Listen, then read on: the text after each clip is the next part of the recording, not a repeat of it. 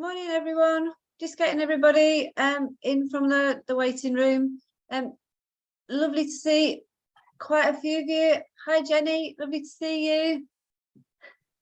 If you've got cameras and you can turn them on, that would be fantastic, because I love to see some happy, smiling faces on this lovely, cold December morning. Thanks, Kieran. That's brilliant. Nice to see you. I can see quite a few other names. Christine, Kathleen, Sharon, Susan, lovely to have you with us. If you do have cameras, that would be great. No probs, guys. I know sometimes it's not always possible, but if it is. Hi, Christina, lovely to see you. Hi, Susan, nice to see you. I'm trying to connect. If you can just keep your mics off for a bit, that'd be really helpful. If you can just make sure the left-hand side's got your name clearly displayed so that we can be talking to each other as well, that would be great. So we're just getting people in. A couple of people are probably just chasing up and down the corridor to find themselves a room to use. So if you just bear with us for a minute or two. I think that's just about everybody in. So once again, everyone, a really warm welcome to this T-level transition program technical focus group. My name's Sharon Moore. I'm a technical education advisor for the Department for Education and for the Association of Colleges. In my role as technical education advisor, I've worked with the department on the development of both T-levels and the transition programme. I have some colleagues with me this morning. Some of their names and faces may be familiar to you, as they are AOC advisors who may well have been into your school or college. So Paul, Susan, Anthony and Lauren are all with me. They can do me a joint wave. Just about, thank you. And Abby's also with us this morning. Abby is my technical expert, so she'll be helping us to make sure that the morning runs smoothly. If you do have any technical issues, you can certainly send Abby a message and she will try to assist. You may get a message from Abby, a personal message, if she can't find you on the registration list.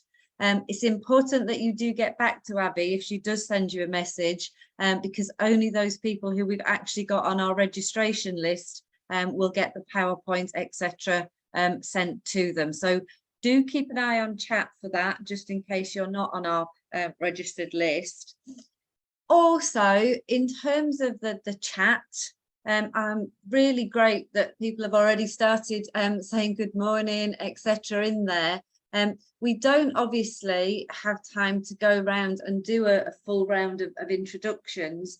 So if you can access the chat and say hi, whether you're new to transition, if you're delivering T-levels, where you are, it'll be fantastic. People can just have a quick whiz through that as I'm just going through the first little bits of the presentation. So please do feel free to say good morning in chat, who you are, where you are, and what you're doing in terms of transition and T-levels. Thank you, Nikki, that's lovely. Morning as well. Salford City, oh yes, that's good. Thank you very much, Donna. So yeah, brilliant if you can do that as we're just going through this little introduction bit. Oh, that's great, Kathleen. So you're just doing the T-level lab science for September, okay? Yeah, I think a lot of people are quite new to transition program, and so I will explain what the technical focus group is for, and what we're going to be doing this morning. So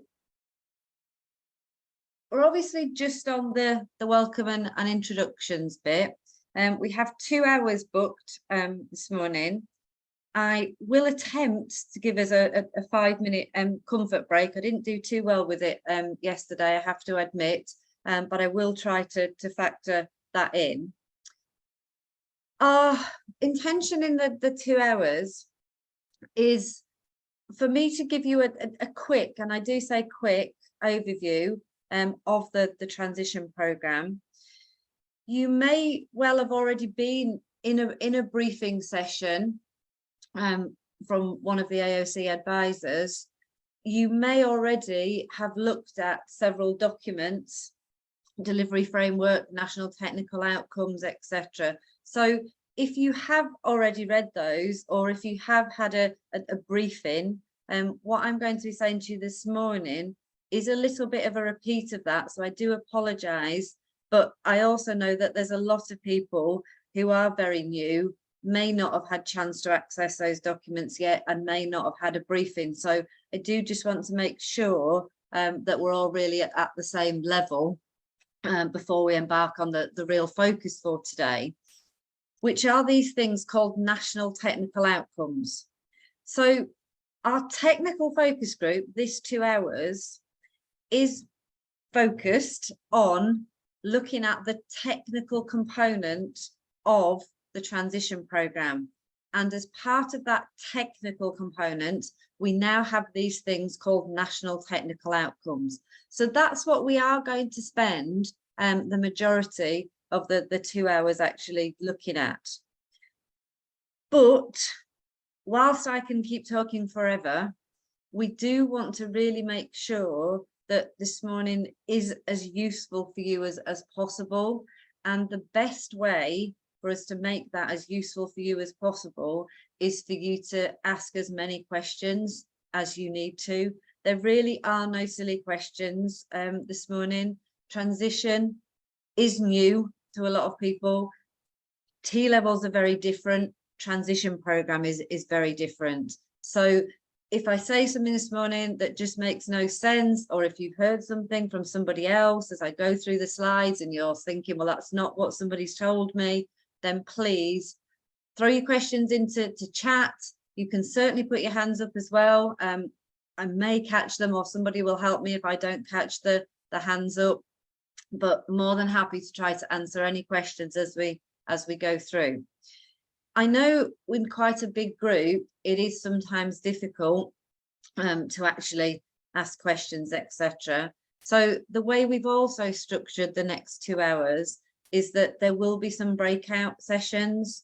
And so obviously in those breakout sessions, you're going to have chance to, thankfully, not listen to me and actually talk to some of colleagues from different providers as well, because we've found that that networking opportunity is a really fantastic one. So we've got those breakout groups set up for you as well.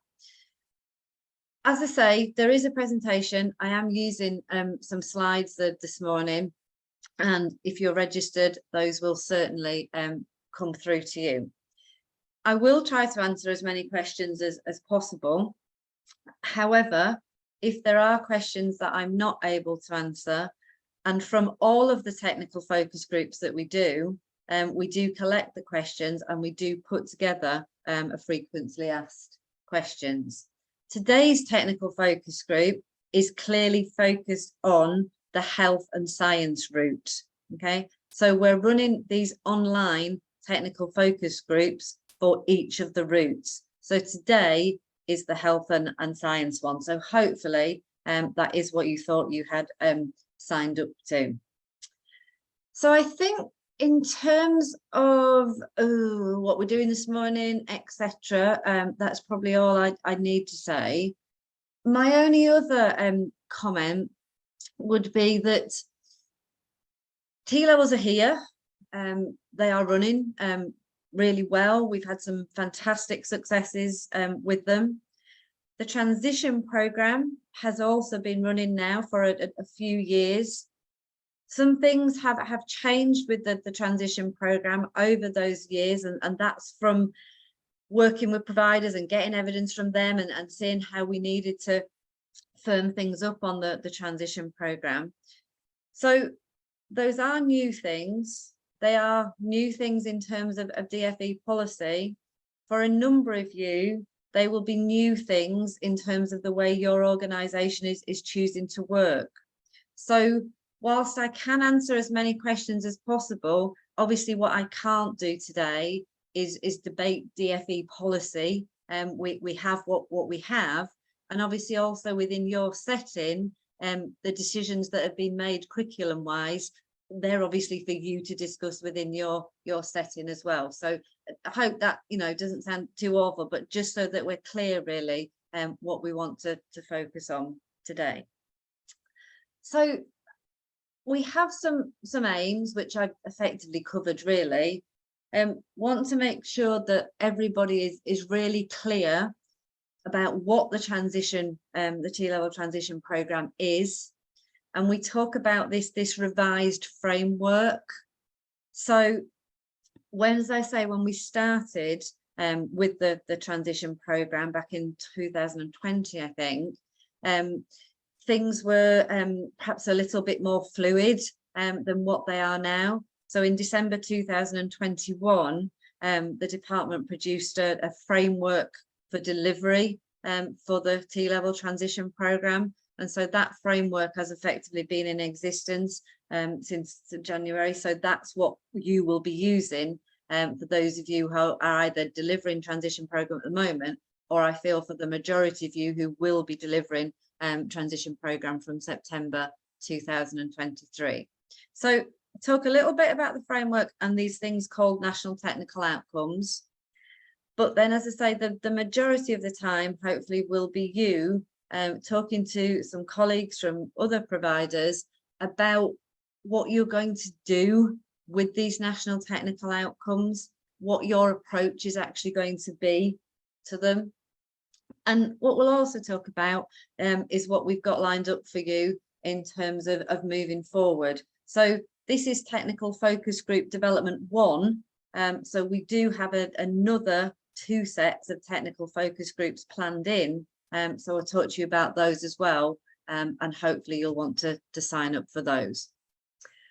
So let's just have a look at the T-level transition program.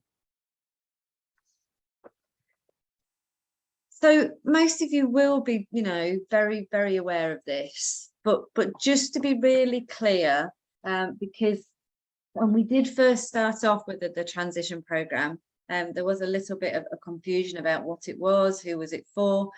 So we talk very much about it being a T-level transition program, TLTP. And so it is there to provide a high quality route into T-levels. And it's aimed at those students who would benefit from additional study time and preparation before they start their T-level. So we really are looking at those students whose primary aim is to move on to T-levels. And that's why what you see in the T-level transition program is very much focused on providing that preparation so that students will be successful in their chosen T-level route. Okay, so we need to be really, you know, upfront about that. I think to start with, that's what we're looking at in terms of the T-level transition program. And therefore, the way it's designed, the way it's been developed, and the key principles that it's based on are obviously all related back to that purpose. Maxine, I can see your comments about the sound, but Paul's answered for me. Thank you, Paul. So I think it's an issue with your end. So yeah, okay, no problem. Daniel, hope the exams going well. If you can just comment on chat, Daniel, that'll be fine. So in designing the program, what we're obviously looking at is make sure that we are going to prepare students for the T-levels. Those of you who are also involved in T-level delivery or will be involved in T-level delivery will already have appreciated, as I've said, that T-levels are very different. They're not just a tweak of existing level 3 programs. The whole teaching and learning ethos of T-levels is different. The summative assessment on T-levels is different. So we do want to make sure that for those students who do need this additional year, that we're going to make sure that year really prepares them then for success on the T-levels. So we do talk about the transition programme developing a set of core knowledge, skills and behaviours. Now that core knowledge, skills and behaviours is not just technical knowledge. And so what I'm going to show you in a moment is some diagrams of the whole transition programme. We do need to make sure that students who embark on the transition programme are very clear about what they will need to achieve. For a number of students whose aim was to go on the T-level, they may not be as delighted about being on the transition programme as we are about delivering it. So we do need to be really clear about why they're on that transition programme, what they will need to do on that transition programme to make sure then that they are going to move on to T-levels and they are going to be successful on them. Okay, that's no problem here, and that's the greatest, Glenn. If you can just join in as you can, that's brilliant. So because the transition programme is made up of a number of components, we talk very much about how those components need to be delivered in a holistic and integrated way. So it's not about somebody in one classroom delivering this and somebody elsewhere delivering that bit. It is a whole programme and a whole approach. And clearly what the transition programme is also able to do is just to really make sure that students have chosen the right path in terms of their decisions re T-levels. So, you know, we do often get students at 16 who really do feel, for example, that hair and beauty is the thing they really want to do. And then they actually work out that they don't like touching people's hair. So perhaps that's not necessarily going to be the best route for them.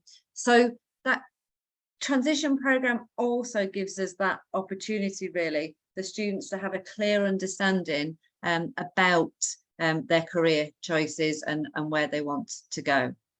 So all of that information and the diagrams that I'm going to show you in a moment are all taken from this document that I've already referred to, which is our T-level transition programme delivery framework. The links to that have already been sent to you. They are also included in the PowerPoint. So if you haven't had a chance to look at that delivery framework, I'd really encourage you to do that as a group of colleagues, because it's the answer really in terms of what is the T-level transition programme.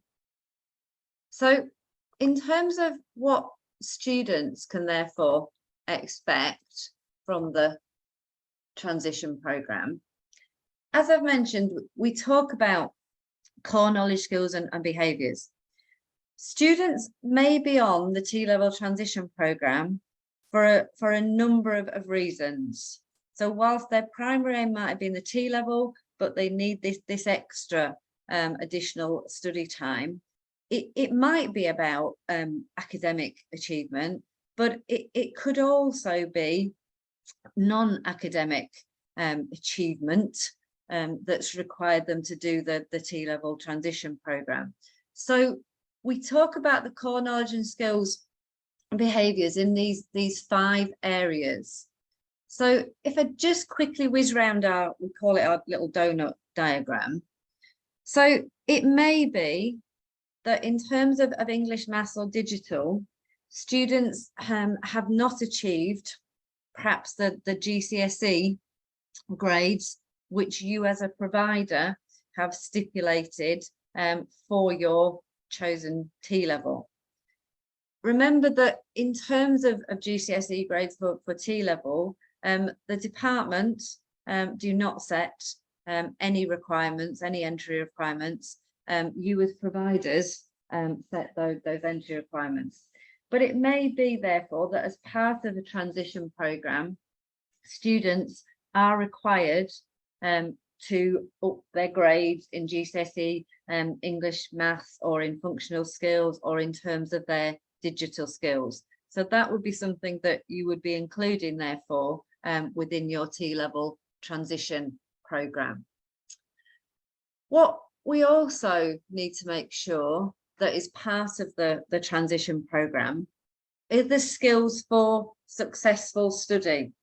So these are sometimes what we might call the non-academic achievements, but this could be making sure that students do know how to learn, because we do find that some students do still struggle with planning, monitoring, their time management. So those sorts of things would be included within our study skills element of a T-level transition programme. It might also be that students need support with assessment techniques. So those of you who are familiar with T-levels will know that in terms of the summative assessments, yeah, the need for researching, need for critical thinking, the need for exam strategies are all really important things. So in our preparation year on the transition programme, to ensure students are successful for T-levels, we want to make sure that all of those are included. Knowledge and skills for the workplace, again, thinking towards T-levels, significant industry placement component on T-levels. So in that knowledge and skills bit there, we're really thinking about students developing an understanding and developing the professional behaviours that will be required within a workplace setting when they go on their industry placement for T-levels.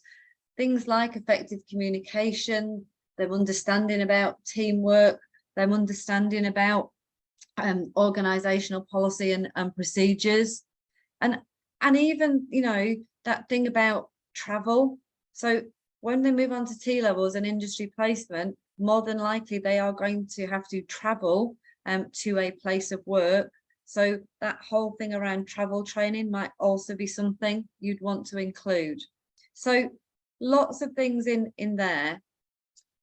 Positive attitude and behaviours is the other one included on our donor, our little purple one. For a lot of the students, what we see, the reason they need the preparation year of a T-level transition programme is because they do need to build up some resilience and some confidence and some self-esteem. They do need to be able to cope with when things don't go quite as well as they thought they would. So those are the four there. And our fifth one, and this is the one which we will talk about mostly today.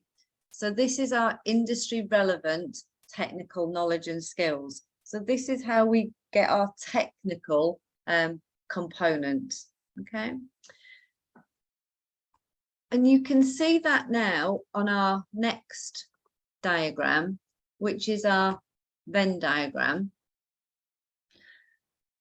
So how we're asking providers to deliver on those 5 areas of core knowledge, skills and behaviours is through the 6 components, but those 6 components are all combined into a holistic programme, and that's why we represent it very much as a Venn diagram.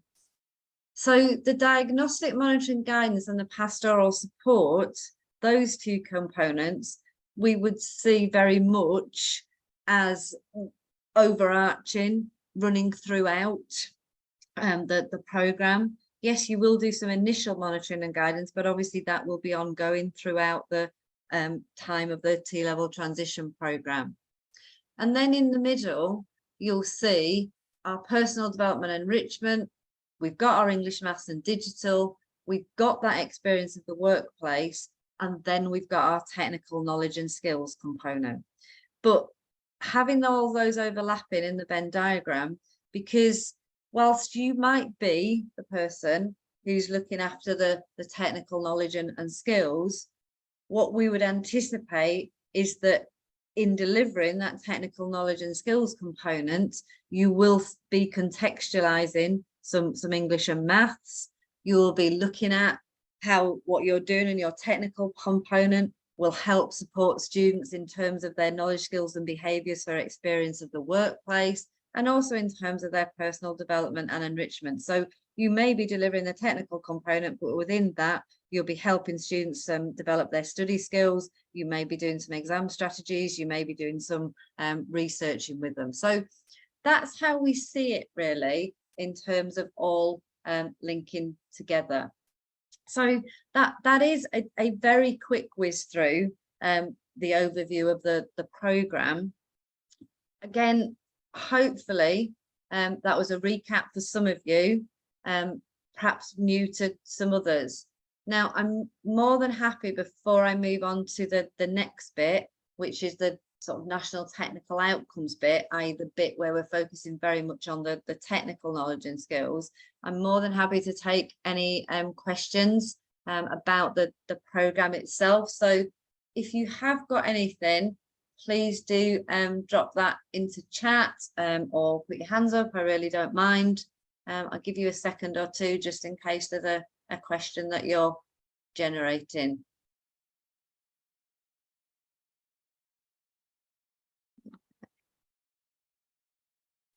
You're all very quiet this morning. I think it must be the cold.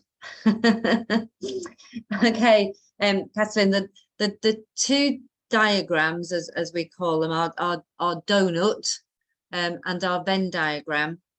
So the donut one just really explains the core knowledge and skills, yeah, whereas the Venn diagram is the components that we are expecting to be delivered, yeah. So hopefully that makes sense. Effectively, the core knowledge and skills, the donut one, fits into the Venn diagram. We would expect those core knowledge and skills to be then delivered through these 6 components.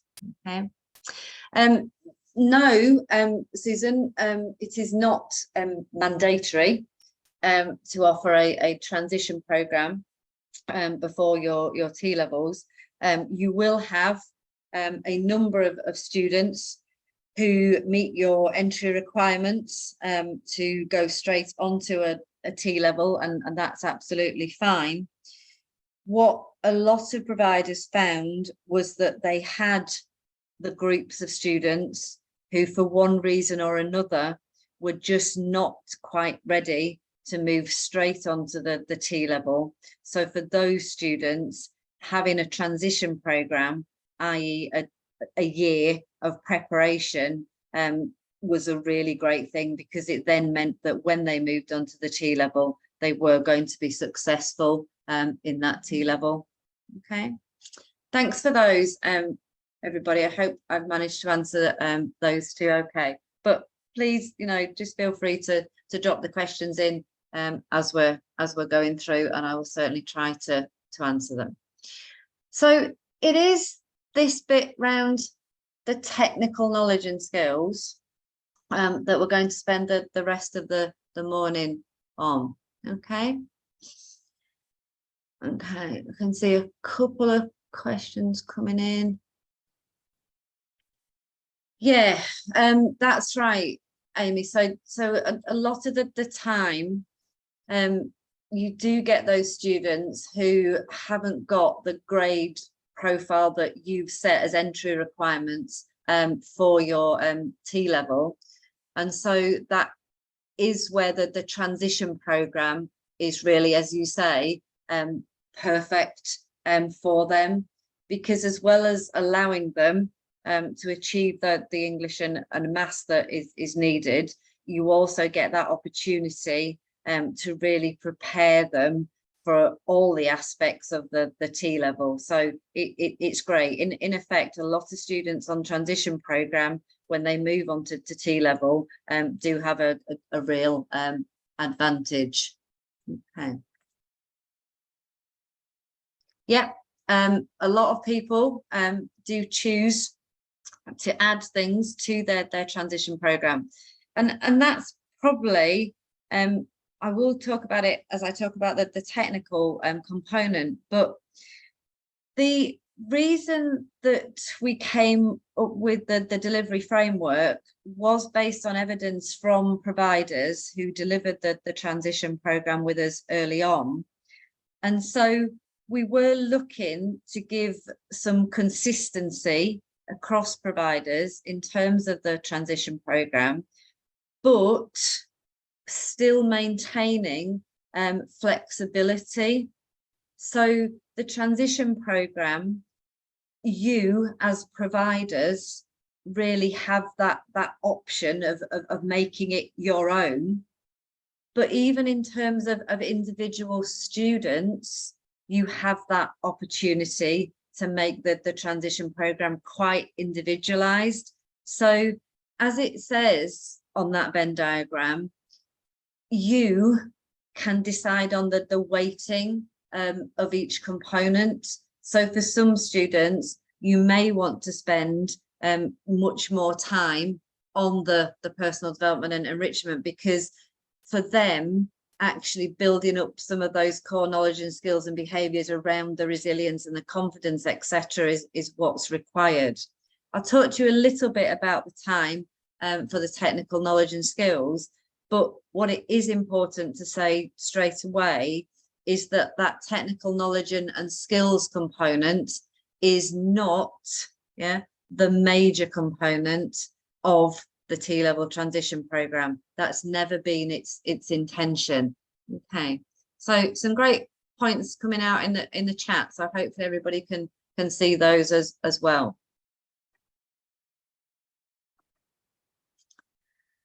So let's move on to these things called National Technical Outcomes, NTOs, as you'll often hear them referred to by myself and my colleagues. So again, the reason we have these things called National Technical Outcomes is because feedback from the providers who led in terms of the phased approach of the T-level transition program was that they wanted some consistency across providers in terms of what was being delivered as part of that technical component. So the technical component, as it says on there, is very much at a high level, a broad introduction into, in this case, the T levels, which form part of the health and science route. Okay, so just to be really clear, transition program is at route level. Health and science has some particular differences that other routes don't necessarily have, and I'll show you the national technical outcomes in a moment, and you'll see where some of the slight differences are. But it is that T-level transition program is at route level. But as I've already said, the technical component is not expected to be the largest part. We could have had a T-level transition program that didn't have a technical component. We could have really focused on English and maths and those study skills, etc.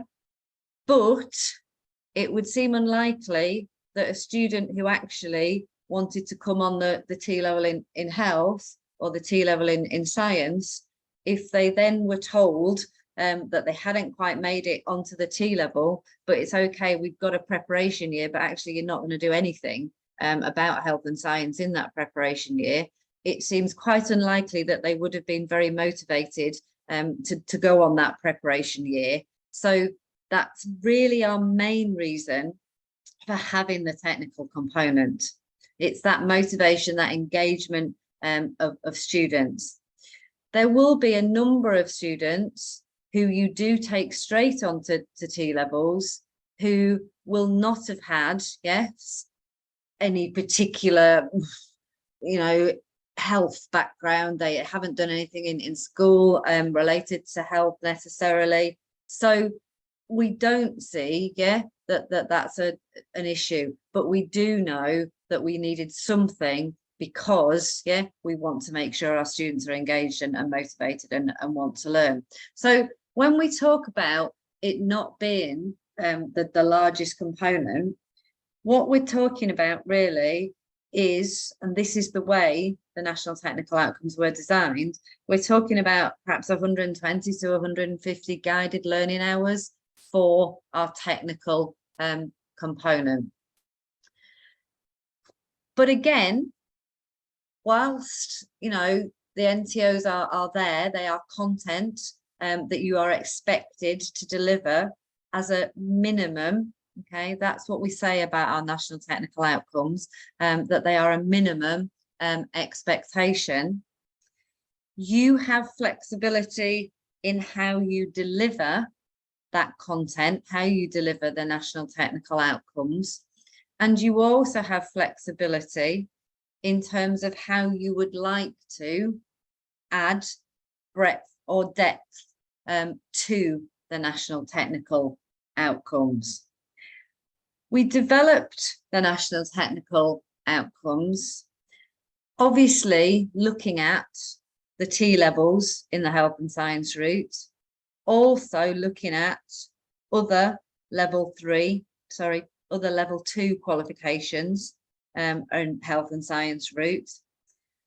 We worked with both providers and employers in quite intensive focus groups to come up with the national technical outcomes.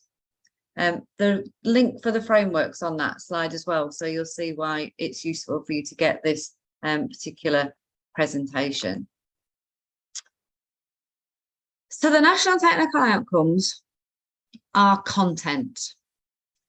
They are content that's written in performance outcome language. So they are can-do statements.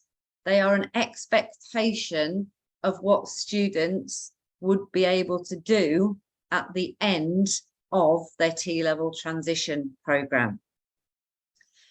In the main, they are performance outcomes, i.e., as I say, can-do statements. In health and science, we do have one which is a learning outcome. And the reason we have that learning outcome for the health and science T-level transition programme is because the feedback from providers in terms of students then moving on to a T-level in the health and science route was that they really did need some knowledge, some understanding of some science concepts, because that's what students were often struggling with when they moved on to their T-level health, healthcare science, or T-level science. So just to be aware that for the health and science T-level transition programme, there is one learning outcome, and then there are 3 performance outcomes. If you looked at education childcare, if you talk to colleagues from there, they don't have a learning outcome. They do just have the 3 performance outcomes. So just be aware of that if you're talking to colleagues from other curriculum areas. So those performance outcomes that we have for health and science, those 3 performance outcomes, they are then underpinned by some technical knowledge, technical and employability skills, and behaviours. What you also see as part of those performance outcomes is references to English and Maths level 2 content. And again, if you go back to the Venn diagram, the reason for that is to help really with that holistic and integrated approach. Okay? So that when you are delivering some technical knowledge, you are developing some technical and some employability skills, you can also think about how you might support students with their English and Maths that we'll be doing. And similarly, in terms of the digital skills, there's also references within the performance outcomes to digital skills and ways that you might support students to develop those while you're delivering the technical component. Yeah, okay. I'm pleased you agree, Amy, in terms of the science. Yeah, you obviously know the T-level well, and yeah, section A-B has been a little bit of a challenge for some of our T-level students. So that's clearly why we put that learning outcome into the health and science T-level route. Okay. So that's a lot of talking on my behalf, and I do apologise for that, but I did just want to make sure we're all at the same place, really, in terms of both the programme as a whole and the national technical outcomes. So what are they then now? Because we've sort of skirted around them. So what do they actually look like? Here we go. So it starts at 2 because outcome 1 is the learning outcome. And I'll let you have a look at that one at your leisure. The learning outcome is basically around applying some scientific knowledge and understanding. And there's a bit of biology, there's a bit of chemistry, and there's a bit of physics. So that's a learning outcome.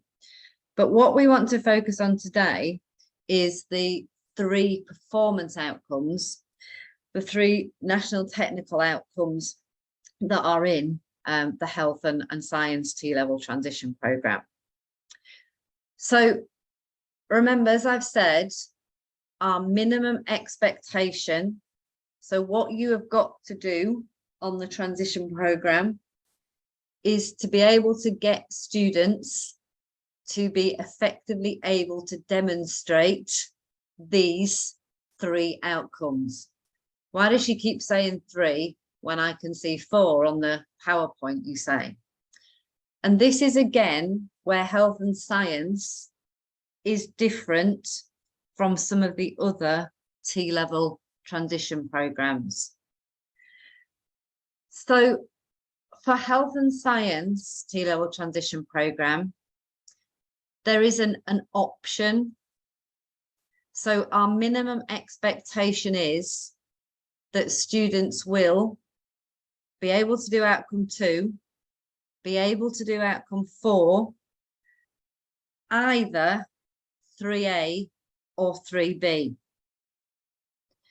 The reason for that is because obviously the chosen T-level route, the chosen T-level for students in the health and science route could make a really big difference in terms of whether they will be working with individuals, whether we want to go patient service users, whatever, or whether they are more likely to be within a science environment. So outcome 3A is obviously clearly aimed at those students who are more than likely going to be going for a T-level in health or a T-level in healthcare science, because the knowledge and skills that underpin that outcome are those that are involved with working with individuals and the whole things around person-centered care, etc. Whereas 3B is much more focused on those students who are going to be going to T-level science or possibly healthcare science, and is much more focused around laboratory investigations. Our employers and our providers who we worked with on developing the national technical outcomes for the health and science route were very keen to have this particular option available, not least because there are obviously resource implications in terms of delivering either outcome 3A or 3B. So we wanted to make sure that no provider was really going to be disadvantaged. So minimum expectation, outcome 2, outcome 4, and either 3A or 3B. So by the end of a T-level transition program in health and science, we would expect that a student who's followed that program can prepare for those activities. They can apply their practical skills and they can interpret health and science data. So that's our expectation. And what we give you under those outcomes is the knowledge, skills and behaviours that will then enable students to demonstrate achievement of those outcomes. Yeah. Okay, Carly, fantastic question. I'll just read it out in case there are some people who can't access the chat. So Carly's asked about the fact that they're intending to combine education and childcare and the health and science T-level transition programs. And I'm guessing, Carly, that's a lot to do with viability, etc., and numbers. And we do appreciate that on the T-level transition program, viability can potentially be an issue. I'm not going to avoid your question, Carly. I'm coming back to it. In terms of viability, one of the things obviously to think about in terms of the components is that whilst you might want to have or be able to have smaller groups for things such as the technical component, so you do deliver the technical component, national technical outcomes for education and childcare, you do deliver the national technical outcomes for health and science to 2 smaller groups. When you're delivering some of those other components, obviously such as the English and maths, the pastoral support, perhaps things related to study skills, that's the point at which the transition programs are combined. Now, the reason for me saying that to you, Carly, is that students need to be registered, and this is the whole MIS type things. Students do need to be registered on a specific T-level transition program. So they either need to be registered on the education and childcare T-level transition program or the health and science T-level transition program. Whichever one they are registered on, the expectation would therefore be that they are able to demonstrate achievement of the national technical outcomes that belong to that one that they've been registered on. So that's the only thing that you will then need to be careful of. So you might just want to have a little think about whether there's a different way to do that in terms of viability, so that they are actually registered on the one where you want to follow the particular outcomes.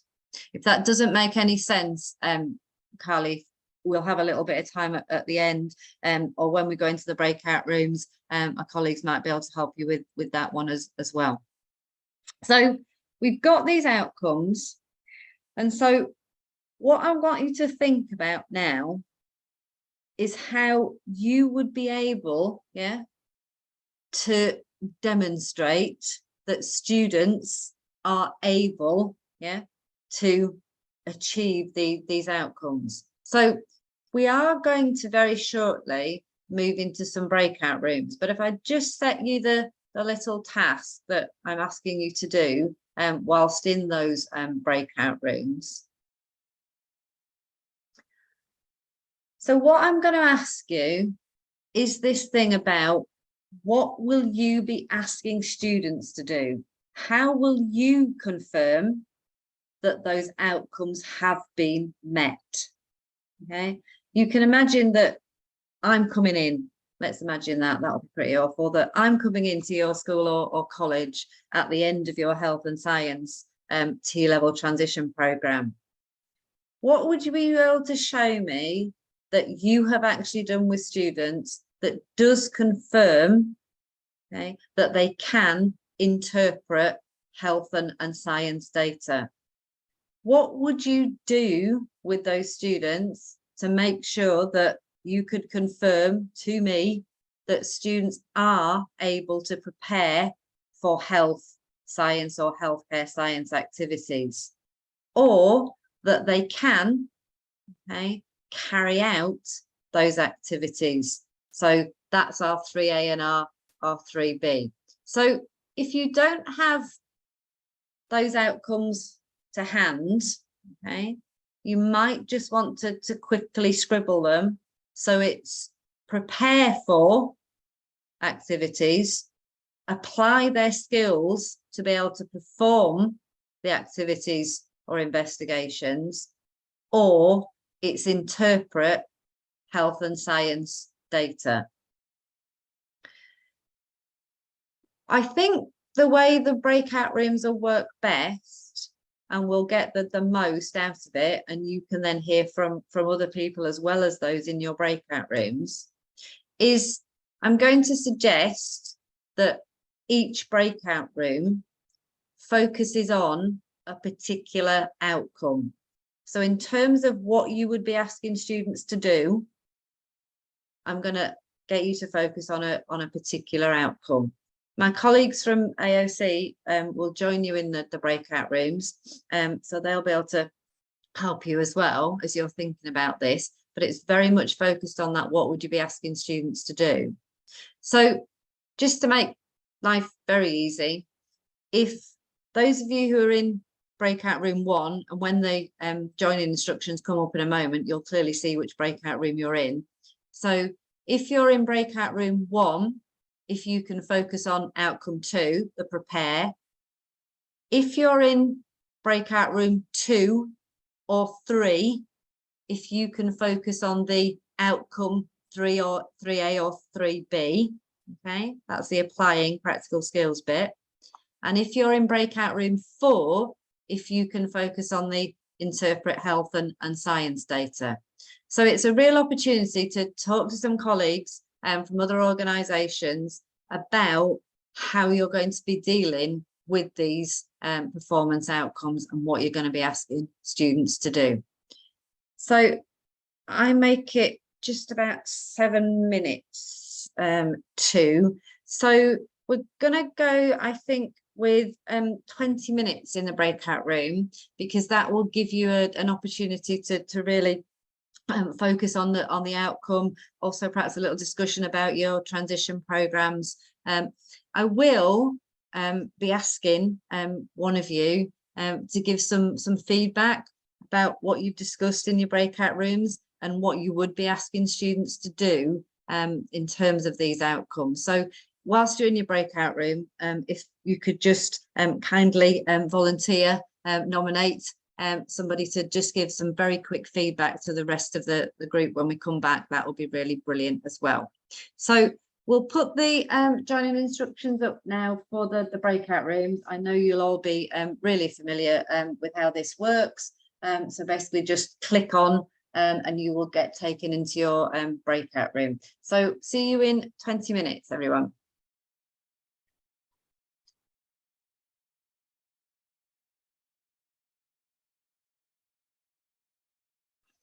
If you're struggling, let us know. I can see people are whizzing into the 4 rooms.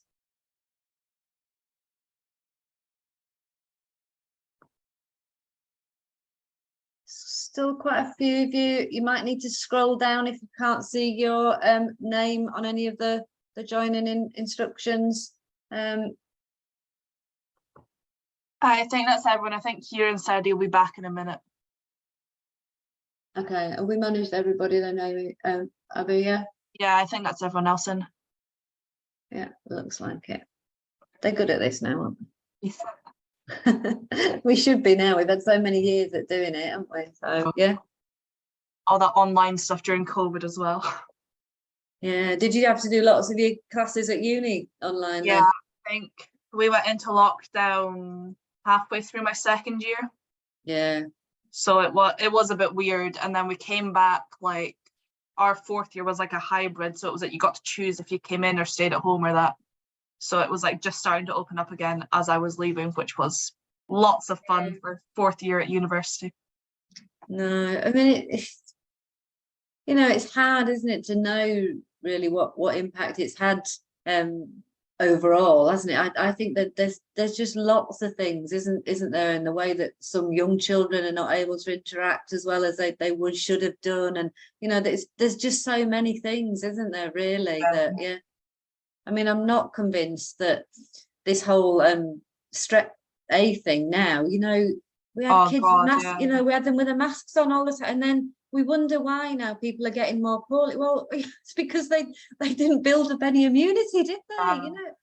I know, it was weird, like, because I was working at Starbucks like while I was at uni. So you were going in and working with a mask on, and you were like, no one's getting sick this year. And then this year, like, everyone's off sick. I know. So it is a bit mental. It is a bit weird. Right. How do you think we're doing this morning? Yeah, I think we're doing okay. Talked a bit quicker. I know, I'm not sure on that 20-minute on the breakout room, but we could have made up some time there, but well. Yeah, we'll see. I thought the problem with the first one is it's a bit like they need that forming, storming, norming bit, don't they? I'm not so bothered about the second one, but they need a bit of, yeah. Yeah, makes sense. I've got a timer going, so I'll give them a warning before I pull them back in. So it's about, what is it, about 15:15 or something? It should be back from that time. Yeah, something like that. Yeah. Yeah. They asked some quite good questions, actually, to be Yeah, fair. they did, actually. Good engagement so far. Yeah. You know, some of those questions that come up in the chat, are they? Yeah. Do you have a way, do you download the chat? I don't know. Do you do that? Or I don't know what you do with them. I could download them, but there's not a way for me to upload it alongside the video is the awkward thing. So I can't, it's not like we can upload the recording. So No, it's I just guess for, it's only for DFE's benefit, so that they see some of the questions that are being asked, really. Like, separately and like Yeah, said directly. I think that would be, I think that would be useful. As I say, it's just for DFE. Yesterday's, I didn't think there was any that were particularly, you know, but I think here, where we particularly got the ones around, you know, is it mandatory, GCSE biology, you know, all of those. So whatever you think's the best way. I mean, you'll be able to pick out the bits that are the questions amongst everything else. So yeah. Yeah, that's fine. Okay.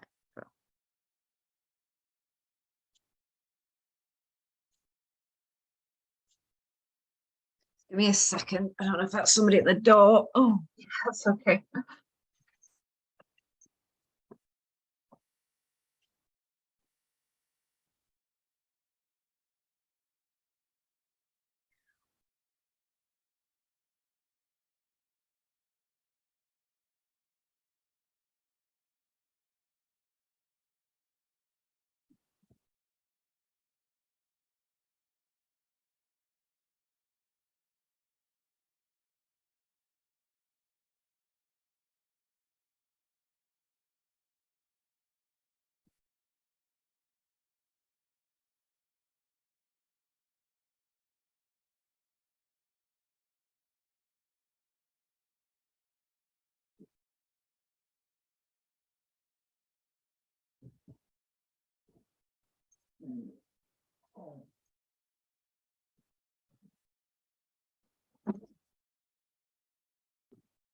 oh God, it is so cold out there. It's probably colder where you are, Abby. Yeah, it's we've got snow today. Oh, Snowing you got over. snow. Oh, Yeah. I think hoping it is forecast to come a little bit further down, but yeah. No, I'm just hoping it melts before I have to drive anywhere. But yeah. have you managed to meet anybody from AOC face to face then, Abby? Yeah, we had our national learning event at the end of November, so I went to London for that. So I met a few of them there. Oh, good. Oh, well, at least you've seen a couple of people. That's Yeah. Very familiar now over like Teams and stuff, but yeah, I've not met many in person. Yeah. You met Vicky then? Yeah, I met Vicky. Yeah. That's good. Yeah. Yeah, she's lovely. Yeah, Vicky's great. I love Vicky. She was on standby for today, but I think we're okay numbers wise. She's not. She told me yesterday she wants the well, was she? She's got a cold and an ear infection, I think. Yeah. So she'll be happy that she hasn't had to join in. I think because it's not great, is it, being online if you're not feeling particularly well. So I know, because I think she was also supposed to go to the Insight Day yesterday, and she didn't, because she was like, I don't think anyone wants someone who's sniffling and full of the cold there. That's the other thing though, don't you think? Like what we were just talking about, you know, people have become a bit like, you know, if you go somewhere and you cough, you're like, you know, people panic, don't they? Everybody's become a bit, yeah. It's when I was working at Starbucks, we were in the drive-through, so it'd be people at the order point just sat coughing, and we were all like, oh. Hiya, Kieran. Kieran, everybody's just joined the breakout groups, and they've probably got another 10 minutes. So do you want to join yours? Kieran, you'll at least hear the sort of back end of their discussions. I can't hear you, Kieran. Sorry, you're on mute. You think after over 2 years we would have cracked, you know, so, you know, you're muted. Yeah, I do it all the time. Can you send me in, please? Because I don't have sort of the link that I can see. How was it now?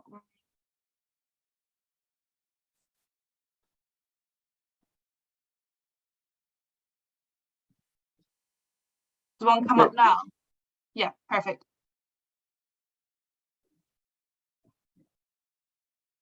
I had to send them to a different room there. It doesn't matter. The numbers are a bit wonky now, but I will. 5, 7, 6, they're all right, aren't they? Yeah, because he was supposed to be in room 1, but yeah, it doesn't matter. Yeah. So how many we got altogether? 14, 25. Yeah, we did have more. I think a couple of them are on like one laptop. They messaged me to say that 2 people were signing off and they were going to join their colleague on one. So we have got more. Yeah, that makes it slightly more difficult when they go in the breakout rooms, but that's their own fault. They'll just have to sort it out. It's awful when they do that. I mean, I've done the training sessions where I've had like 15 people on individual ones, and then I've had 3 groups that are like in a room all together, and it's really hard to do, Abby, because you either need it one way or the other. Do you know what I mean? A mix of the two is really difficult. Was it Harley? I think it was. I can't see her name anymore. Maybe they joined another one. Yeah. Did you end up with lots of unregistered, and did anybody get back to you? Or Harley got back to me. Donna hasn't, and there was one more, but they've left now. So okay, perhaps they took a huff, or perhaps they worked out that. Yeah. So it said Donna. She put in the chat where she's from, so I've got that she's from Salford City College, but I don't have her email. Oh, okay. Which I did message her about. She didn't reply to me.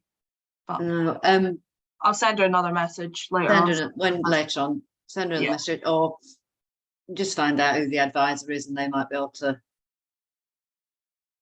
send it through. Yeah. How long left on your timer? About 10 minutes. About 7 minutes on the timer, but then I'll give them like a couple minute warning, and then I'll pull them back. Yeah, but if they finish a couple of minutes early, it won't be the end of the world. No.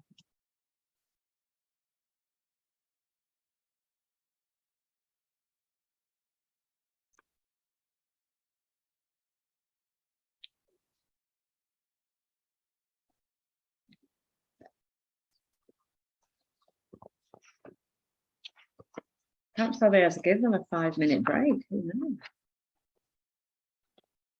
I think I probably will. That would be a bonus, wouldn't it?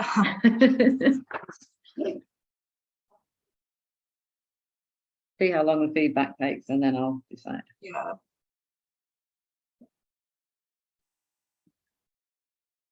The trouble is, 5 minutes is not really long enough to do anything. No. Yeah? They can't go and make a cup of tea, because it probably means a 10-mile hike down the corridor. So they can't, you know, do anything. And then I have the trouble is, you let them, so then they do try and go and make a cup of tea or go to the loo, or they move out of the room they're in, and then they get caught by somebody, and then you never get them back again. So yeah. I don't. It's not allowed. I'm sure if they need to, they'll just like nip out. Yeah, they can get up anyway. You know, it's not like, you know, doesn't really matter, does it? So maybe I just won't bother. That'll be fine.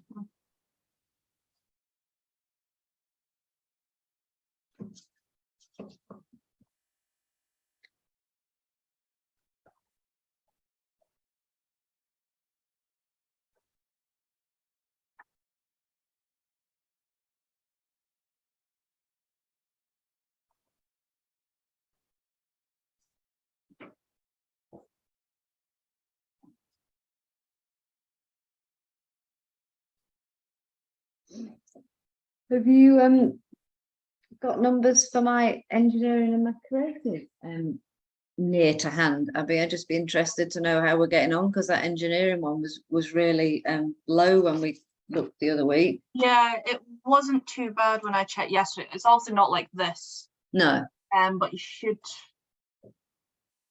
Is that for Monday? Yeah.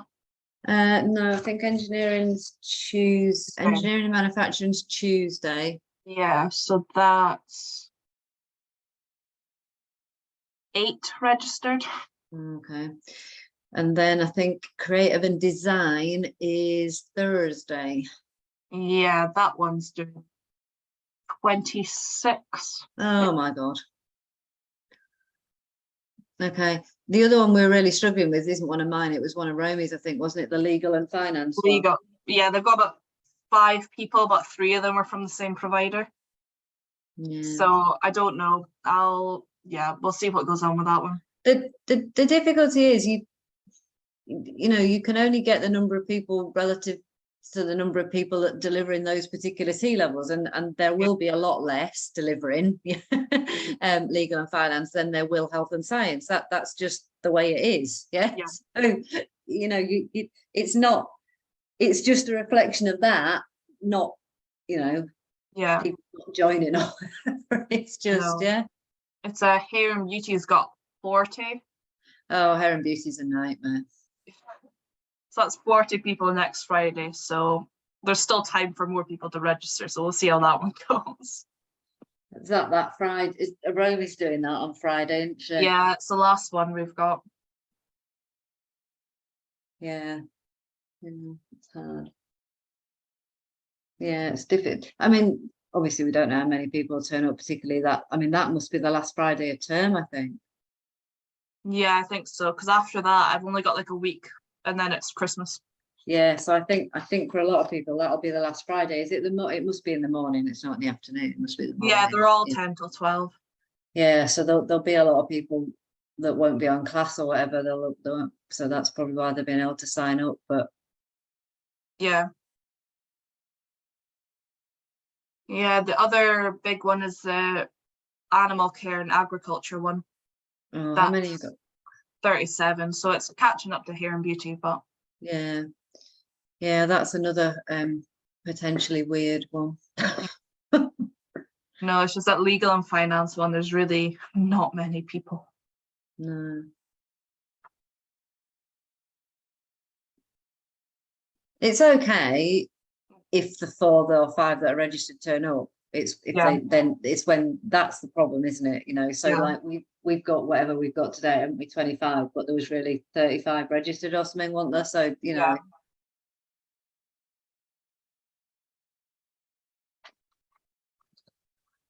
At least by then we'll kind of have an idea of like roughly how much to expect, I think. Yeah. I mean, sometimes when there's less people, they do all turn up. Do you know what I mean? Because so I know it'd be funny if we go ahead with that legal financing one and then no one turns up. We've run stuff, not necessarily on transition, but on our T-level program where we've done that, or worse, 2 people, turn up and then I think on T-level, I think we're supposed to have a minimum expectation. I'm supposed to think it's 6 or whatever before we run it, but it's really awkward then because those 2 people have bothered to turn up. Yeah. So do you run it just for them?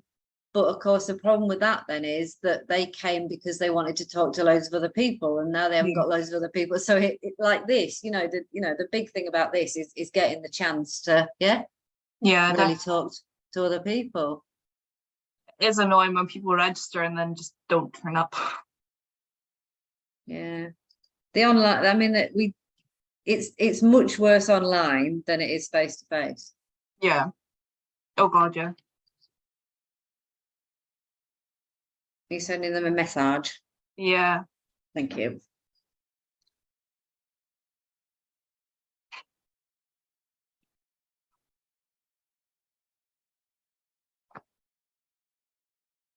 What should we say? 2 minutes? Yeah.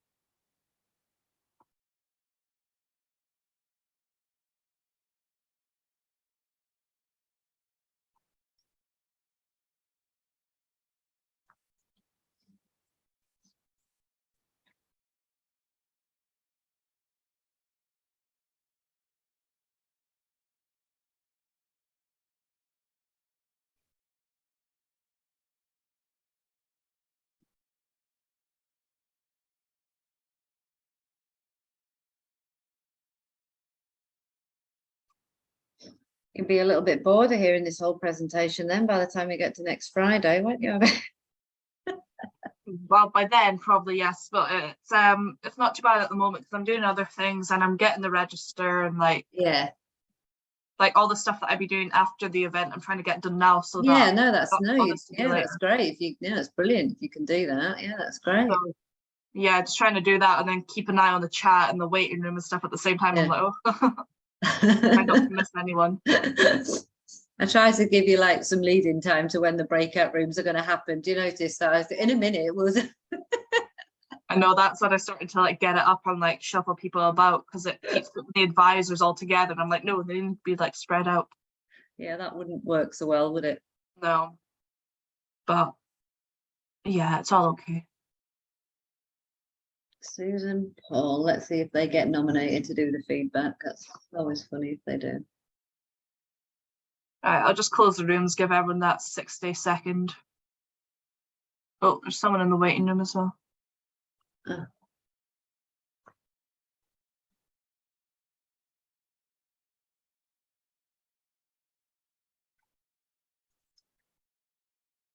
Hi everyone, we're just getting you all back out of the breakout rooms now.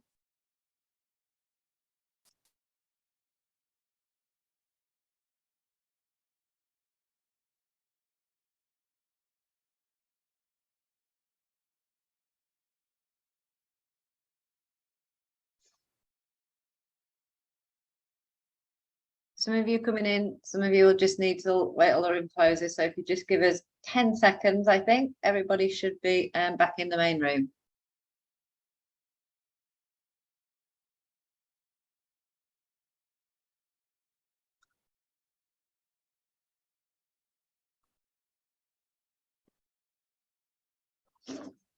Hi everybody, welcome back from your breakout rooms. If you can just check that your mics are off. I know you're all having some great discussions in there. I hope that was a useful opportunity for you to talk to your colleagues. So really interested now to hear about your discussions and how you really think you can confirm that students have achieved those particular outcomes that you were looking at within your rooms. So if we're sort of quite sensible and go from room 1 to room 4, as that's the way that the outcomes worked as well.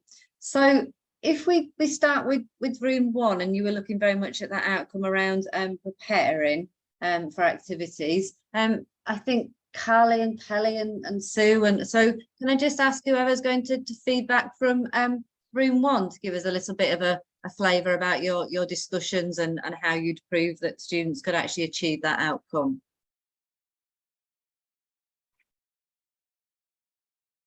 Who's doing that little bit of feedback for us?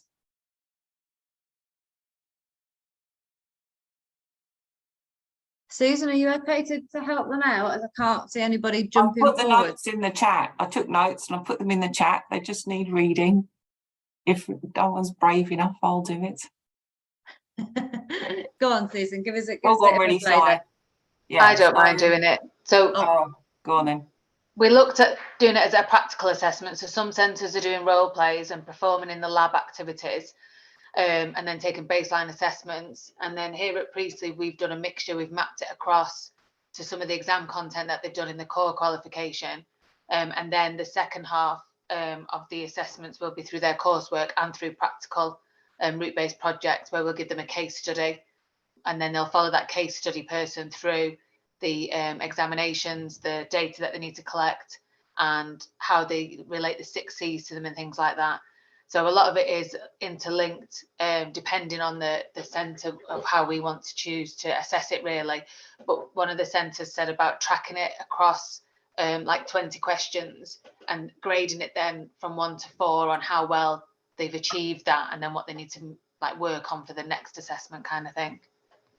So Sue, are you delivering the transition programme at the moment? Yeah. Okay. For health and science, obviously. And early years. Oh, okay. So you're doing them both. Yeah. Okay. Yeah. Fantastic. I mean, I think that case study approach sounds a really interesting one. Yeah. To go through, and what you've mentioned there, I think is really important.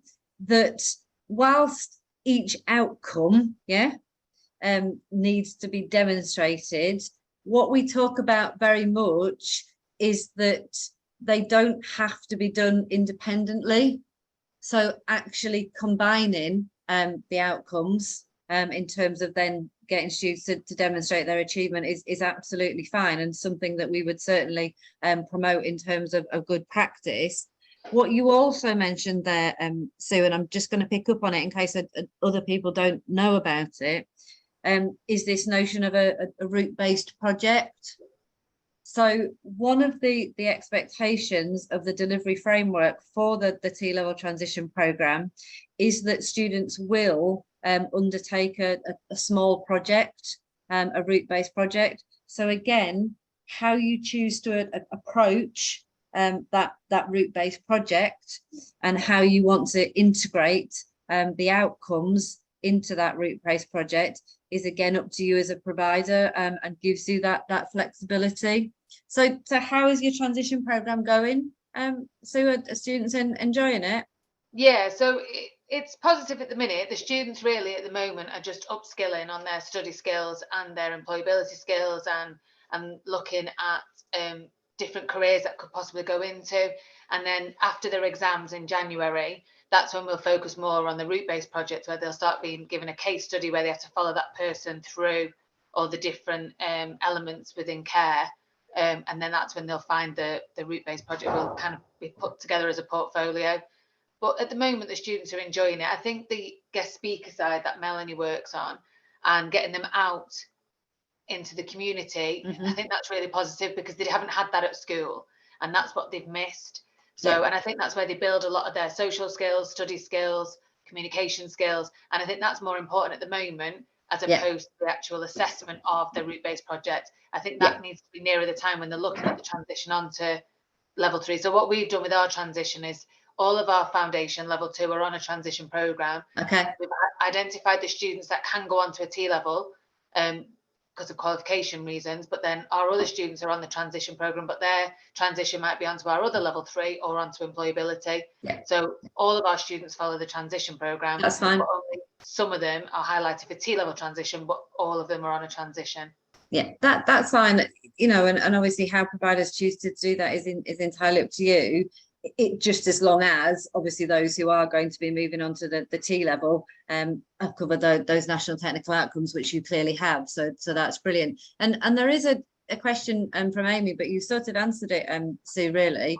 That Amy's asked about whether the route-based project is like a mini employer set project, and in effect that's obviously why we included it, because the employer set project is obviously such a big thing, in terms of that's why we T did level. it as a case study, with the focus that it allows the students to have an experience of what an employer set project is like, because obviously no other qualification has that kind of assessment level, and it is quite daunting for staff as well as students. So we try and do it, obviously it's over a longer period of time and it's less detail, but it is like an employer set project where they have a case study and they have to do certain different elements from that case study, both practical and written. And I can just see what other level 3 qualifications are we running. So we have the T level full-time in both health and early years, but then we run the OCR, which can be either accessed as a double qualification or a single, so a cert or a diploma. With the early years, we run at the moment the cash qualification, which as well as a T. So they've got different options to go in. Because obviously with the OCR, they do need the science, but they don't need it at a 5, which is what they need as a T level. So and you know, as I said sort of right at the beginning, decisions that are made by individual providers in terms of your curriculum offer is obviously entirely up to you, and some people, you know, are able to run other level 3s, some aren't they, in terms of viability. So you sound like you've got a great offer there, so brilliant. Thank you so much for your feedback. That was really useful. So room 2, I asked really to look at that outcome, either the 3A or the 3B, which are the ones where students are actually applying their practical skills. So I think Amy and Jenny and Sharon and Stuart and Paul were all in that one. So is somebody able to give us a little bit of feedback from your discussions and how you would evidence students achieving that outcome? Yeah, sorry Sharon, me again. So what we'd said is, so I'd mentioned some sort of skill passports that we might use. Then other people had said about maybe having endpoint assessments that they get signed off, and possibly even on placement having sort of a little bit like you would do with your logbook, getting certain activities to be signed off, witness statemented. But then we have this discussion about the fact that obviously your industry placements or your WEX is likely to be much shorter than it would on a T level, so you might be quite limited in what you can ask employers to do. So it may have to be in-house, like we said, with the endpoint assessments or a skills passport that gets signed off. some sort of clinical, or, you know, sort of round table, do this one, do, you know, whatever, you might have to do it in-house. But I think what you've suggested there, though, some great ideas in terms of logbook, etc. The students to be working on possibly throughout the whole of their transition program, for them to be able to evidence what they've actually come up with. I mean, I think it is important that this whole issue around assessment. So our national technical outcomes are literally just content. So it's important to obviously appreciate there is no assessment associated with them. So it's very much up to you as providers to be deciding how you want to assess, what formative assessment, etc. You want as part of your T-level transition program.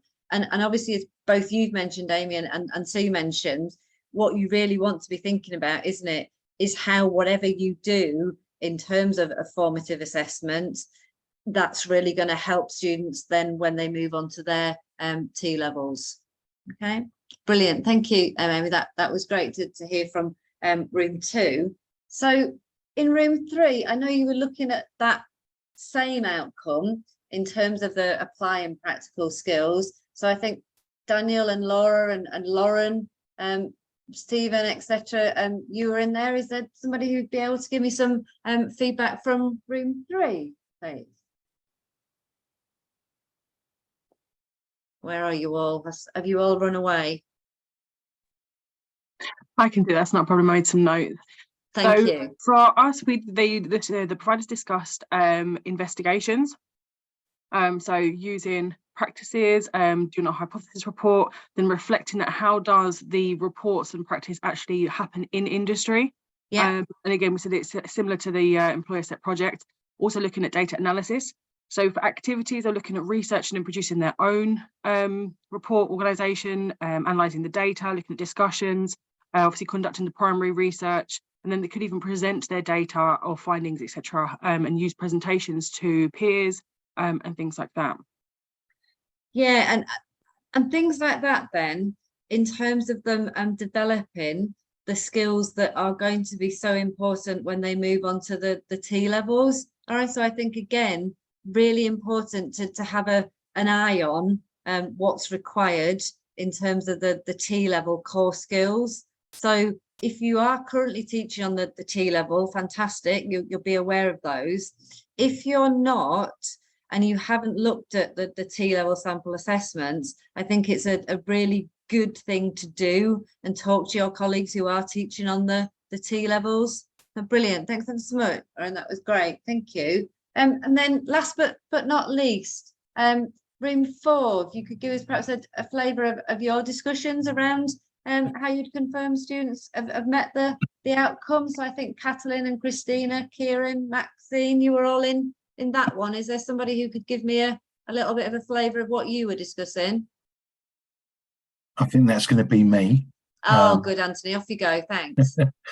Okay, so yeah, it was an interesting conversation, and what really, I think where we sort of got to was, we thought that in the first instance, we talked about really sort of planning the assessment, how you're going to monitor the student performance.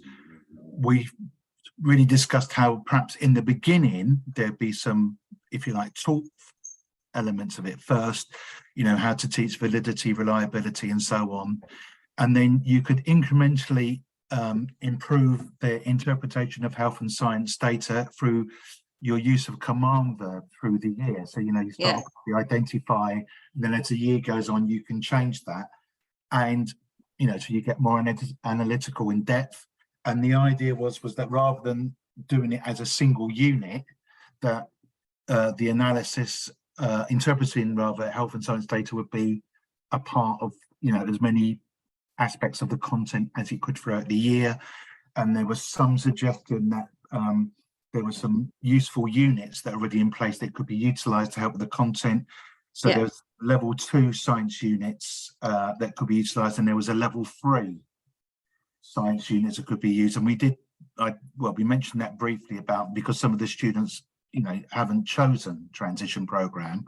So some level 3 content where it's appropriate might not be a bad idea to make them feel better about being on that course. No, I think that's a really important point, Anthony, and certainly a lot of providers who've delivered transition programme previously have really looked at that stretch and challenge of level 3, obviously towards the end of their transition programme, because then it really gives that effective bridge, doesn't it, for when they do then move up onto the T level.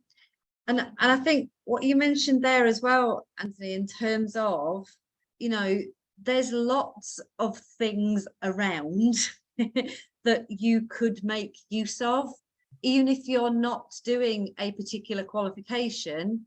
If there's a unit on there that would then really help with proving the outcome of the national technical outcomes, then you may as well use it. Doesn't mean just because they're not doing that qualification that you couldn't make use of it. So brilliant, thank you, Anthony. I hope that's been useful, just to get some further feedback from what your colleagues have been talking about. And we finish with that room 4 and some of those things that Anthony's just mentioned, because what I'm going to ask you to do next is now sort of the next level, if you like. So we were looking just at outcomes there. What I just want to show you now is what actually underpins an outcome. So that outcome 4 around the interpretation of health and science data, if you looked in our National Technical Outcomes document, what you will then get is a lot more detail about the underpinning knowledge, skills and behaviours that go with that particular outcome. Now, for the benefits of just being able to see things, I've just taken the headings from the knowledge and skills, but under those headings there is further detail to help you, obviously, in terms of when you're planning your teaching and learning. And that's really what I'm going to ask us to focus on next, is that idea now of teaching and learning. So in this outcome, you would be looking to have within your scheme of learning something that will allow students to have an understanding of the different sources of data, the relevance of data, the validity of data, why some data might be unreliable, what you might need to consider if you're looking at primary data. So all of those would fall under the knowledge bit in terms of sources of data. And then obviously different collection methods we'd be investigating there, whether that be from physiological measurements, the different sort of data that can be collected in terms of quantitative and qualitative, the mathematical techniques to analyze data. As the minimum expectation, what we've actually got under that topic heading is around mean and median and mode. We've also got about ranges. We've also got about trends. So it is important that you do look quite carefully at what's in the National Technical Outcomes document, so that you can see what the minimum expectation is under each of those topic headings. And as Anthony mentioned, there may be existing units, bits of qualifications that could help you in terms of developing your scheme of work. But in terms of the skills then for this particular outcome, there is obviously that expectation that students can investigate through research, so they know how to do research, they understand about developing search criteria, that when they've got data that they can actually analyze and they can actually interpret it, and then that they can then present it to a particular audience. So all of that is included within that particular outcome. And for each of the outcomes, you have that level of detail to look at to then develop your schemes of learning. Now, I've picked this one particularly because obviously there is quite a lot of maths in this one. What you also will need to think about in terms of your holistic delivery is how you would then be working with colleagues who may be responsible for GCSE maths, if that's something that students are also undertaking, or GCSE functional skills.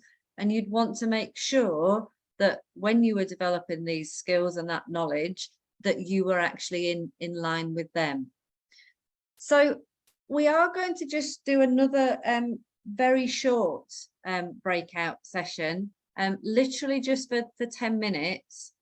And again, it's just for you now to think about your teaching and learning in terms of this particular outcome and what your approaches might be, because for a lot of students, some of that maths and that stats are the ones that they find very challenging, and they do struggle with.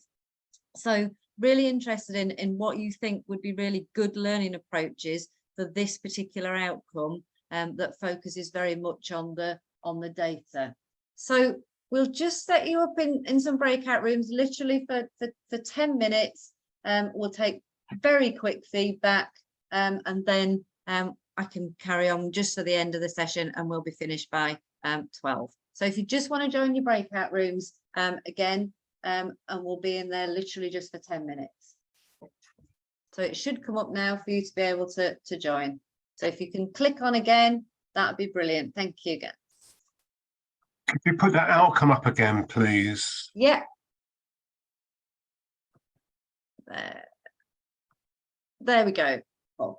Interpret health, that's right, got it, sorry. Just click on your rooms, guys, and get yourselves in there. We'll just be in for literally 10 minutes. Room 1's doing well. Room 2, there's a couple of people just need to join if you can.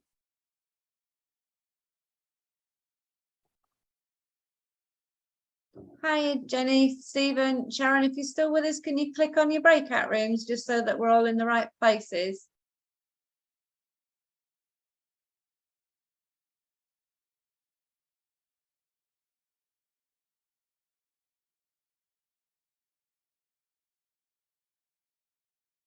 Abby, there's a couple of people not in. Can you move them at all? I can. No, I can't force them to go into the breakout room. They need to click on it. Okay, no problem. Stephen, that's fine. Jenny, Sharon, not sure if you're still with us. If you are, you just need to click on a breakout room.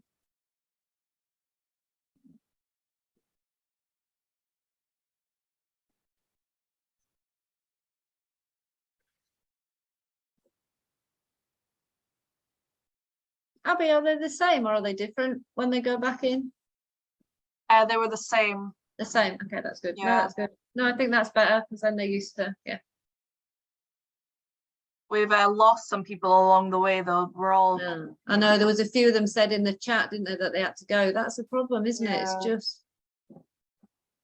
Because before it was all 6 and 7, and now it's all like 5 and 6 in each room.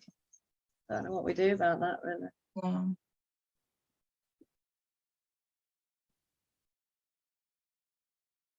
I won't give them very long. No, it's okay. Paul's gonna have 2 people there. Yeah, it's all right. Paul can talk. For Yeah. It'll be fine.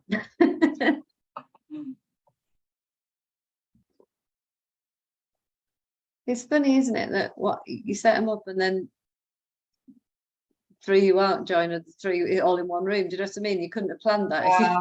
No, I can't shuffle people about now. No, not once they're talking.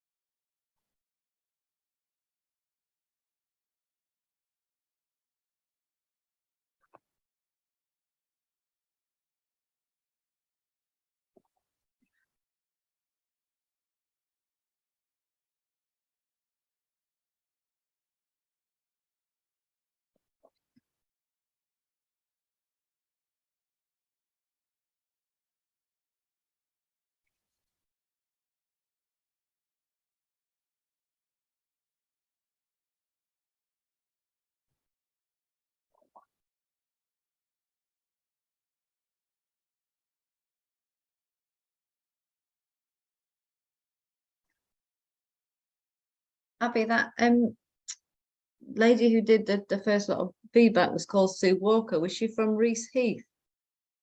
Let me double check. Oh, I've got the thing anyway. It's all right. I know, but I've got it up. Oh.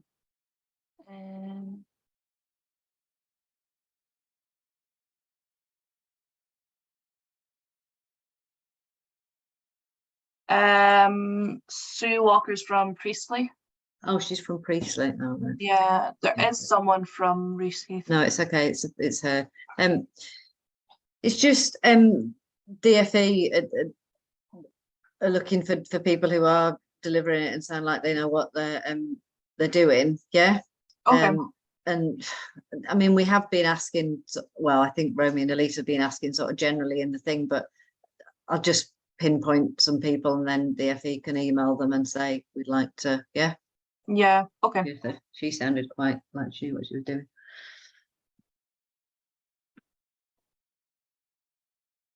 So I'm not sure what's happened, but it's saying when I click on the poll that I'm logged in from another device. So I'm not sure who it is, but it's not letting me launch the poll. So if we get to that bit, could you just... Will it let me do it? I don't know. I don't know. Yeah, it just says it's inactive at the moment. But if you get to the poll bit and just ask everyone to pop in the chat, maybe rate their experience out of 5 or something. Okay, so that if I click on polls, yeah, I don't get the one you did yesterday. I get one that's got 5 questions. Oh yeah, how useful did you find the workshops? How confident do you feel the webinar? We didn't do that yesterday. we did the extra one, yeah, because I adjusted it. The extra one is how likely do you feel you'll join the second round of the technical focus groups? Question 4, I think. Oh, okay. So did they do 5 questions yesterday? They did 4 questions yesterday, but when we were speaking about no, I didn't think they did. I didn't think they did that yesterday. I thought they literally just did like a 1 question thing. I probably wasn't watching at that point. No, it was 4 yesterday, but I thought I'd add in that it's other all right. one. I'll put it up and launch it then. Yeah, no problem. Yeah, I'll put it up and launch it. I don't know why it's not letting me do it, but yeah, if one of us can do it, that's absolutely fine. Yeah. How long have they had? They've got 3 minutes left. Okay, give them a minute and then, in fact, send them a thing now. So make sure we finish on time. That's all. Yeah, cool. I think we are doing better for time today than yesterday. Just about.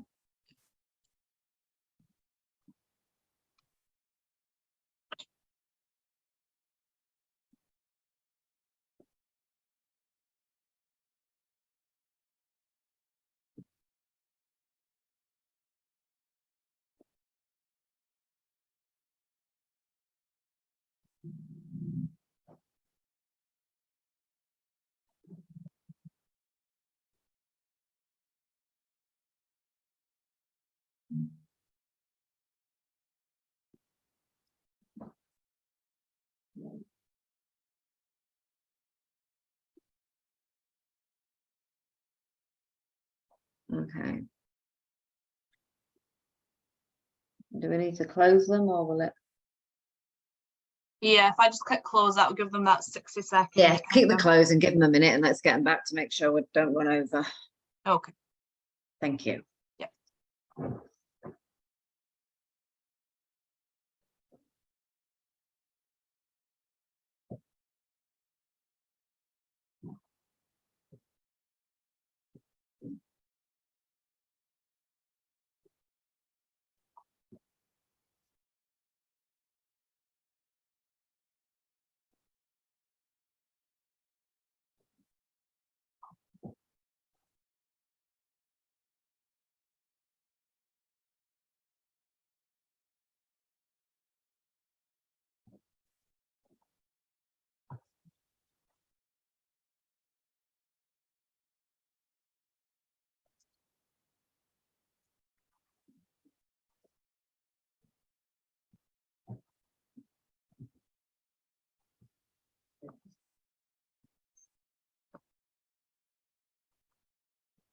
Hiya, just getting everybody back out of breakout rooms. There we go. Everybody's just coming back in now. Okay, brilliant. So I hope again that useful discussions there in terms of teaching and learning. We do have about 15 minutes left, and I'm conscious that everybody will need to get off very quickly. So what I'm just going to do in terms of this little bit of feedback, if I could just ask each of my AOC colleagues to literally just give me a key point from the discussions in your group teaching and learning. So Paul, if I start with you this time, just a flavour, a key point of your discussions in there. Yep, certainly. Just to say, we had a sort of a wide-ranging discussion, which perhaps didn't quite stick to the point for a lot of it. But the key point, really, I think, was looking at, say, embedding that English and maths and digital skills within interpreting health and science data, and how crucial it is to work in collaboration with those colleagues, so these things don't necessarily happen in silos, and that actually what you can do for economies of scale perhaps is bring different strands together for first principles. Let's say you're working on how to use a spreadsheet, or how to insert charts and graphs in one, and then you separate out for the contextualized element of it. Yeah, brilliant. Thank you, Paul. Yeah, that's really useful. And we've also got a really useful comment, I think, from Susan Taylor in the chat, in terms of some ideas for contextualization around that data, which is great. Thanks ever so much, Susan. That's brilliant. Lauren, if I just ask you to give us a bit of a flavour, a key point maybe from your discussions around the teaching and learning.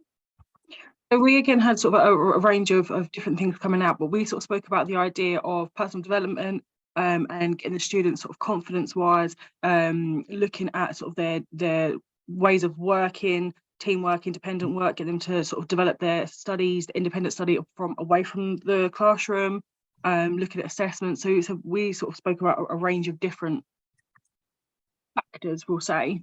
Yeah, no, I think that's really useful, Lauren, because I think, as I said, you know, this outcome, if we're not careful, could be very scary for a lot of students, with that maths content in there. But obviously it's there because of what's in the T levels. So as you say, I think developing some of those skills and perhaps using a teamwork approach to the teaching and learning for this one would be really good. So brilliant. Thank you ever so much.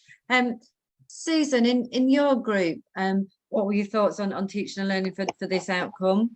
I did shove them in the chat as well, so everybody's got them there. Yes, all those, brilliant. Yeah.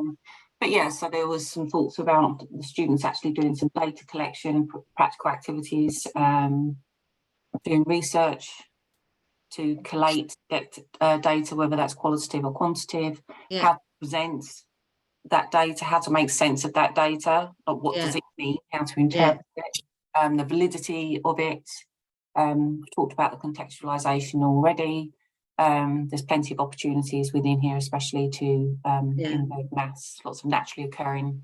As ever with a level 2 post-16 student, the gift is in getting them to understand why they need to know it, and it's not scary. And actually, if you want to be a nurse, you do need to know how. You do need to know it. Yeah, it is about getting that, like you say, Susan, that buy-in from them. Yeah, so they need to understand why they need to know it, don't they? Really? Right. Yeah, and then it's actually not frightening, and it's become a repetitive task. And then the importance of it was raised as well with trends, for example, within public health.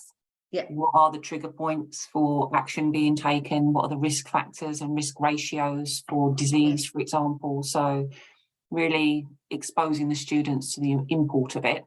Yeah, and there's some fantastic data around, you know, that you can get hold of. So I think that it will really then bring it to life, won't it, in terms of health and science. So brilliant. Thank you, Susan. That's great. And Anthony, last but not least, you just give us a quick flavour of your group. Yeah, very quickly then. So it was noted that the transition programme offers more control, that it's not qualification driven. And I think there was some view that, you know, a BTEC level 3 unit at the end was a good bridging activity to the next one. Yeah. We did focus very in most of it on the teaching and learning activities, and one that we all liked was the use of VR headsets. Right. To present different scenarios and things like you can examine the skeleton, you know, cardiovascular and things like that. We also talked about more practical activities like doing peak flow tests and all this sort of stuff. And I suppose we were part of the sort of question behind it bit was, well, how is this going to be different to A levels and BTEC? Yeah, what's going to be different about it? And we just sort of explored some of the activities. I'm not saying obviously you can't do these in BTECs, but I think we are trying to distinguish it from BTECs, aren't we? It's not. I think it's different. It's different, Anthony, because the T level is different. But I think you know, as we mentioned earlier, you know, there's no harm, and in fact, it's very good practice if we're linking outcomes together. So if students have done some peak flow in terms of a 3A outcome, some of that primary data that they've obviously gathered can then form part of what they do for outcome 4. And again, using their own data might make things a lot more real. So yeah, brilliant. Thank you, Dianti. That's great. So again, thank you all. Some fantastic ideas, and I hope it has been useful to have that chance to talk to everybody. I do want to make sure we finish on time, and there's literally just a couple of slides that I need to make sure that you've seen. We've talked about the outcomes. I mentioned right at the beginning that whilst the outcomes are our minimum expectation, when I say we, I mean DFE, what you would also find in the document with the national technical outcomes in and the knowledge, skills and behaviours is a section around breadth and depth. We've put this section in here as a if you would like to bit, and they literally are just examples of ways that you might include additional breadth or additional depth. You will probably be able to come up with much better examples than we have got in there. The reason we put it in is really that reminder that once you have covered the national technical outcomes, once you've met that minimum expectation, what you then choose to do with your transition program is really up to you. You have that flexibility, okay, to add what you need to. Obviously, you're always going to have time limits, and you'll need to be conscious of those. Okay, so yeah, Amy, I appreciate that in terms of the funding for what you can buy, etc., in terms of resources. So just know that the breadth and depth is there. What I wanted to make sure you've all seen is what we've got coming up, really. So today, these 2 hours was very much an introduction to the technical component. So in January and February, what we have is some actual face-to-face regional events. So this is where you would get an opportunity to delve into those national technical outcomes in much more detail. We could start to look at things like the route-based project and on what you might be doing with that. We can start to look at how you integrate with other components. So we have some venues confirmed, some still to be confirmed, but we have some dates there. So you might want to start taking a note of those, because I think you've probably seen from today that opportunity to actually talk to others is a fantastic one, and that's obviously something that we'd be able to develop even further within our face-to-face events. Okay, yeah, you can see, sorry, they are February, that's my shorthand, getting a bit bored by the time I got to South. So yes, so 7th, 8th and 9th, those South ones are all February as well. Okay, we will also, thinking further ahead, have some events in June as well. We don't have all the fixed dates for those, but just like the January, February ones, emails will come out to you. And again, that's why it's so important that we do have you registered and your email addresses, so that you get the information sent to you in terms of when those next focus groups will actually be.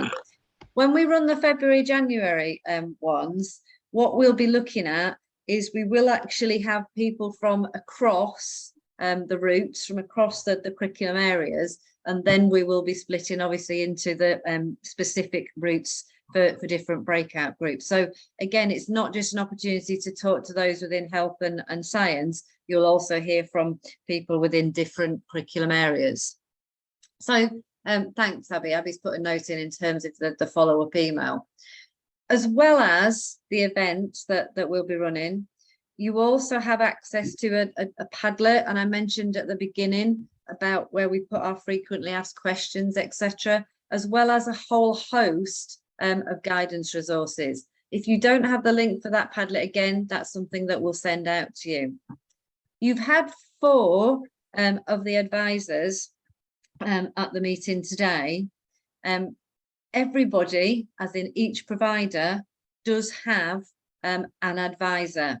If you don't know who that person is, if you haven't met them, then your transition lead, your T-level lead, will know who that person is. So again, that's somebody who's a form of support for you in terms of your T-level transition program.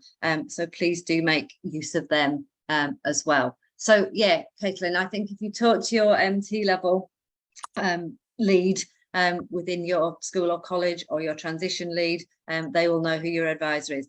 If you're still stuck, do just send us an email and we'll be able to let you know. Oh, Paul's going to sort it out for you. There you go. Brilliant. Thank you, Paul.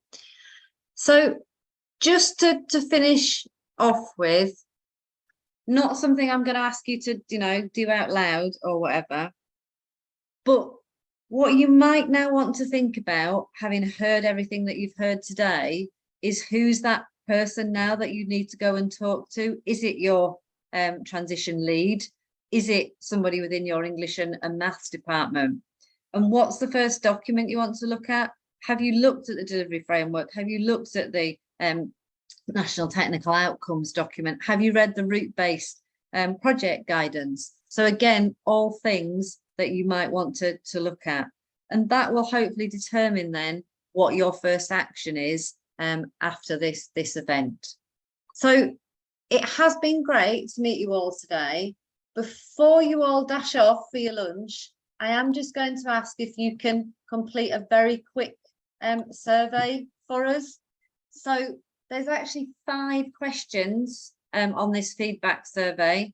So if you can just do some clicks and whiz your way down to get to the 5th question, that would be really helpful. You can click on that now, and then I'll say thanks ever so much. Been really great, some fantastic input from you this morning. So thank you very much for contributing. I do hope that we'll see you in January or February. And if you have got a burning question that hasn't been answered, please do just stay online. I'm more than happy to answer some questions if you haven't had the answers that you needed. So if you can just click down the poll and then leave when you're ready, that'll be brilliant. Lovely to meet you all. Thank you ever so much. Okay, Caitlin, yeah, you definitely want to be able to get out in January or February if you can.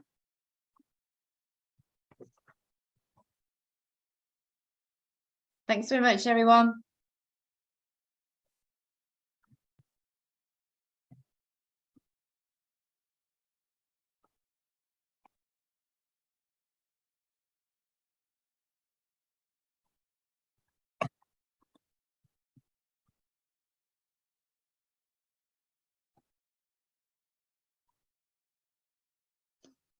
Hi, Amy, you're still with us? Do you have a question? Or you just don't want to leave, do you, Amy? That's right. Well, do you know what? Really quickly. So one of the things that I just want to clarify, because I've not been sorting the transition, a colleague has. Yeah. So in terms of the English and maths, obviously we're expecting most of our students will need to do English or maths retake for GCSE. If let's say they're not doing a maths GCSE retake, we still need to make sure that we're embedding maths within this curriculum, don't we? And the reason for that, I mean, and how you choose to do that is entirely up to you. Yeah, I reckon we'll embed it into the unit. Yeah, and that's fine. The reason why we're saying still have something is because our worry really is that, there is quite a lot to do in the T level in terms of maths. Yeah.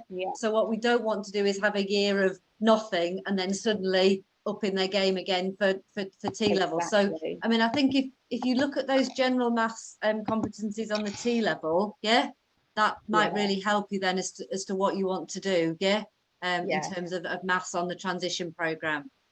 No, that's some great. areas will some places have looked at, say, where individuals have any sort of specific areas for development in English and maths, and then they sort of target those through sort of individual study, tutorial study. Then. Yeah, that's how you check it out. Yeah. And that diagnostic thing can start before your enrolment period, you know, like the sort of summer projects that you do to warm your students up between their GCSEs and going into A level. You can do a similar thing there. Yeah. Or some people have looked at, like, I think Anthony was talking, you know, some level 3 units or whatever that might just keep them, engaged. So just have a look at all of those, Amy. But in terms of some people do strive for 5 if they're coming in with 4s. Just to up it. So I mean, another good thing is obviously to talk to some of your employers who might be taking students on industry placements on the T level and ask them, you know, what they'd really like students to be able to do in terms of numeracy and maths, and that might give you some good ideas as well. No, that's great. That's really helpful. Thank you. Okay, brilliant. All right. Okay, thanks, Amy. Thanks for your contributions, Amy. Very really welcome. good. Thank you. Oh no, thank you. Yeah, thanks for your help. All right. Merry Christmas. Stephen, I'm not sure if Stephen's still with us or not, because he did have to nip out to see a student. You still with us, Stephen, or not?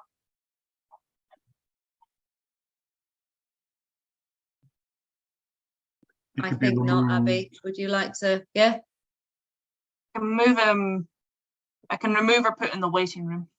Just remove Stephen. He'll come back if he really needs to talk to us. But I think he had to go and deal with that student, didn't he? Yeah. So. Okay.